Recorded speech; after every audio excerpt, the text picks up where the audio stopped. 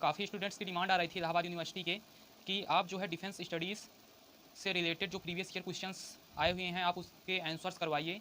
तो आप लोगों की इसी डिमांड को फुलफ़िल करने के लिए हम आपको डिफेंस स्टडीज़ के जो प्रीवियस ईयर्स में क्वेश्चन आए हुए हैं उसे हम आपको करवाने वाले हैं। तो मैं कुल मिलाकर आपको 5 से 6 क्वेश्चन करवाऊँगा।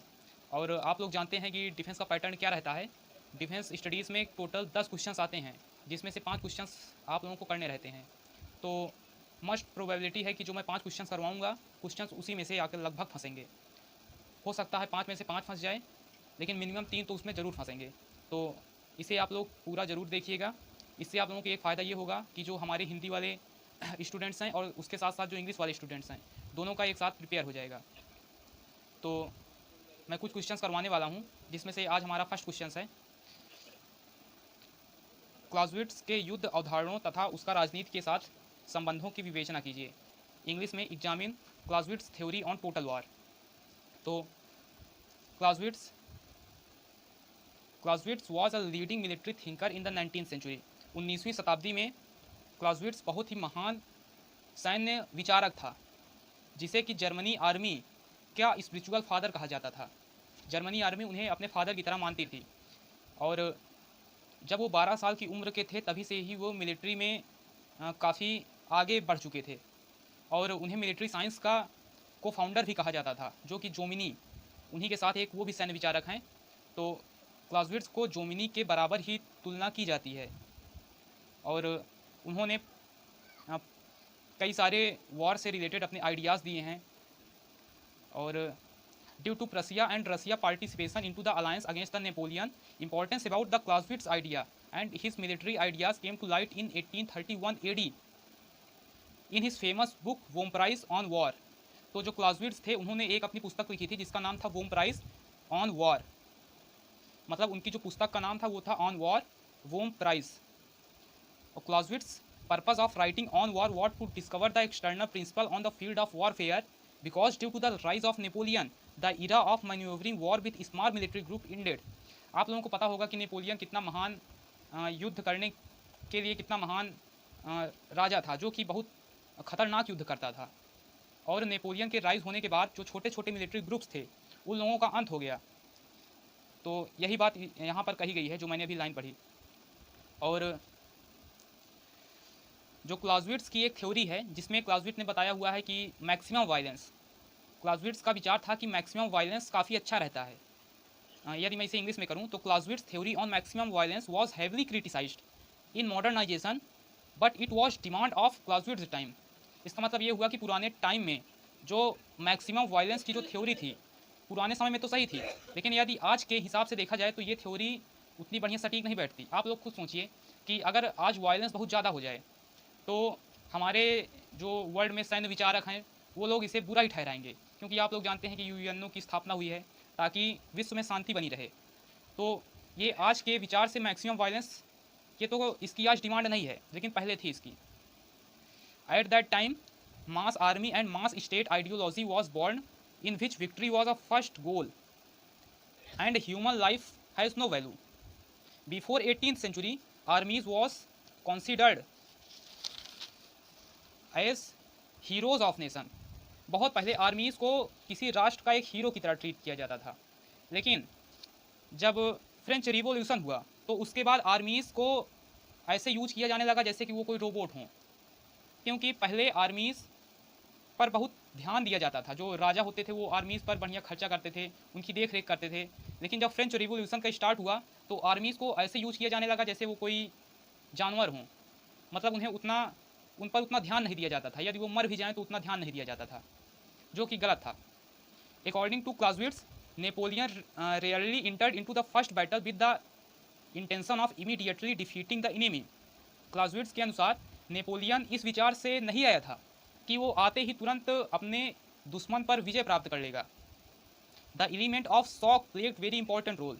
नेपोलियन के हिसाब से वो जो है शॉक स्ट्रेटजी पर बहुत ज़्यादा विश्वास रखता था कि दुश्मन के जो सबसे कमज़ोर भाग है वो उस पर आक्रमण करेगा, और जो रिट्रीट करने का रास्ता होगा दुश्मन का, मतलब जिस रास्ते से दुश्मन युद्ध के मैदान से बाहर जाएगा उसे बंद कर दिया जाएगा।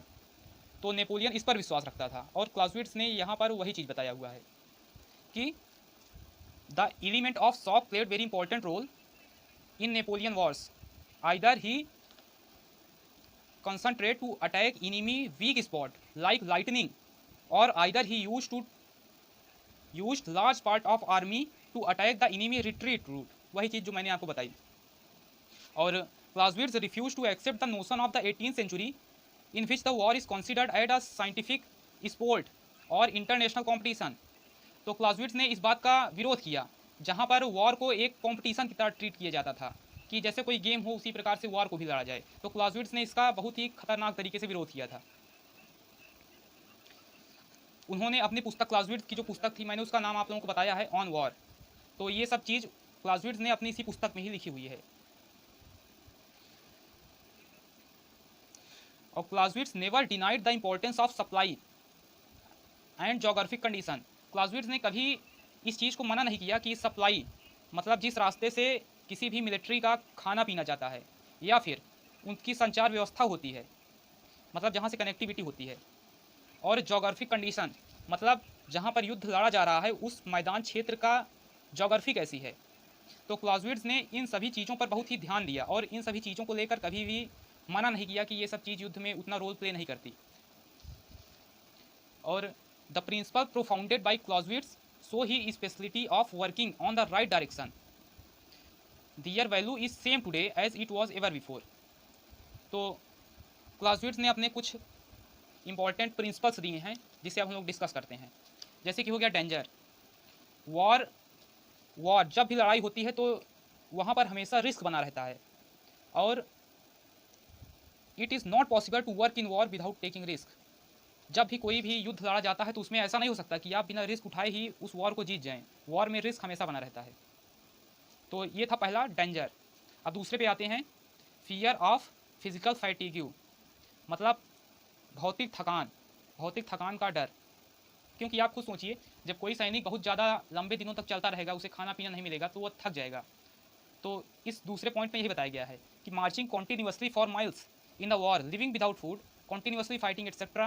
are such things which makes a soldier tired and even affect his morale। मैं आप लोगों को एक चीज़ बताना चाहता हूँ कि जब अलेक्जेंडर वॉर पर निकला था, सिकंदर, तो उसके सैनिक बहुत दूर से वार करते हुए यहाँ पे आ रहे थे। तो उसके सैनिक काफ़ी थक चुके थे, लेकिन फिर भी अलेक्जेंडर की जो बोलने की शक्ति थी वो जो है उन सैनिकों के मन में उत्साह भर देती थी। तो यहाँ पर यही बताया गया है कि जब ज़्यादा दिन तक सैनिक लगातार चलते रहेंगे तो उनका मोराल भी डाउन होगा और वो थक भी जाएंगे। तो ये बहुत इंपॉर्टेंट रोल प्ले करता है युद्ध के मैदान में। और तीसरा point, importance of war, information in war. तो इन्फॉर्मेशन बहुत इंपॉर्टेंट रोल प्ले करती है, क्योंकि युद्ध में जो भी काम होता है वो इन्फॉर्मेशन पर ही डिपेंड करता है कि जैसे कि दुश्मन की पोजीशन क्या है। अगर आपको ये चीज़ पता चल गया तो आप तुरंत जाकर दुश्मन की स्ट्रेटजी को विफल कर सकते हैं। क्योंकि यदि दुश्मन कहीं छिपा रहा, जैसे कि आप लोगों ने महाभारत के युद्ध में देखा था कि जब चक्रव्यूह बनाया गया था तो उसमें केवल अभिमन्यु ही घुसा था। तो दुश्मन की पोजीशन भी काफ़ी इंपॉर्टेंट रोल प्ले करती है। तो आप लोग समझ रहे होंगे। You are good students. Uncertainty means अनिश्चितता। In war everything remain uncertain. युद्ध के मैदान में कोई चीज़ निश्चित नहीं होती। Victory in war often achieved by luck. War में विजय भी लक के द्वारा प्राप्त की जा सकती है। It is this uncertainty concept from implementation, मतलब युद्ध में अनसर्टेनिटी हमेशा बनी रहती है। और उसके बाद आता है फ्रिक्शन। फ्रिक्शन का मतलब ये हुआ कि जैसे कि कोई मशीन रहती है, वो उसमें मशीन तो एक प्रॉपर प्रिंसिपल पर काम करती है, लेकिन यदि सैनिकों की बात की जाए तो सैनिकों में कुछ ना कुछ कमियां रहती हैं। तो वही चीज़ होता है फ्रिक्शन के अंतर्गत। अब आते हैं कोइंसिडेंस पे। कोइंसिडेंस का मतलब ये हुआ कि जैसे आपका कोई मिलिट्री का जनरल हो गया, वो आपको धोखा दे सकता है। तो कोइंसिडेंस मतलब यही हुआ कि संयोग, कि आपका कोई मिलिट्री का कमांडर भी आपको धोखा दे सकता है। तो इसका आप लोगों को बहुत ध्यान देना चाहिए। क्लाउज़विट्ज़ ने ये बात कही हुई है। और उसके बाद आता है वायलेंस इन वॉर। वॉर में अहिंसा, वॉर में हिंसा बहुत ही इंपॉर्टेंट रोल प्ले करती है। क्योंकि आप लोग जानते हैं जब वॉर लड़ा जाता है तो कई लोग मारे जाते हैं और इससे काफ़ी फैमिली को भी नुकसान पहुंचता है और काफ़ी भारी नुकसान जो मिलिट्री इक्विपमेंट्स हैं उनको भी पहुंचता है।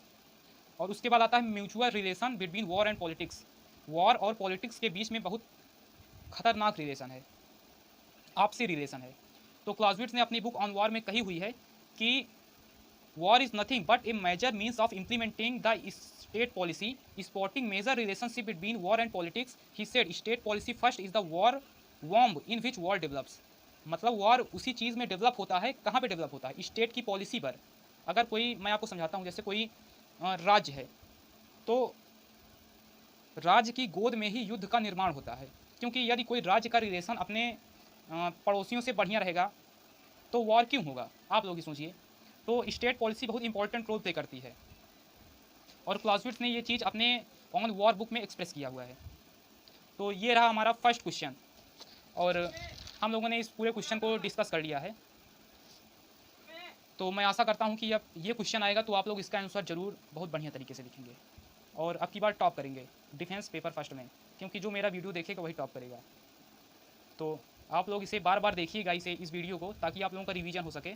और आप लोगों का पेपर 9 तारीख को है, तो मैं वीडियो उसके पहले अपलोड कर दूंगा 3-4 दिन पहले।